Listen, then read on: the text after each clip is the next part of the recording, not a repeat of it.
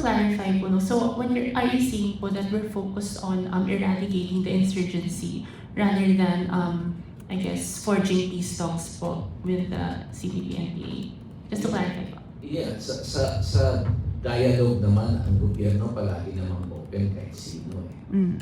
As long as yung kahit sinong grupong yan, eh talagang parehas ang intensyon ng gobyerno. Kasi ang intensyon ng gobyerno, no question, puro kung kapayapaan ang gustong makamit.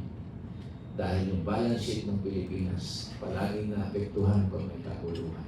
Perang dapat napupunta sa edukasyon, perang dapat napupunta sa agrikultura, perang dapat tinutulungan yung isang mahirap na nasa ospital na imbis na tutulungan, naagaw ang pera dahil pagtustos ng isang labanan. Kaya seryosong gobyerno. Kaya kung may kakausap sa gobyerno, kung kapayapaan ang pag-uusapan, dapat ganun din. Kaseryoso, ganun kapuro ang intensyon at walang hidden agenda sa pakikipag-usap.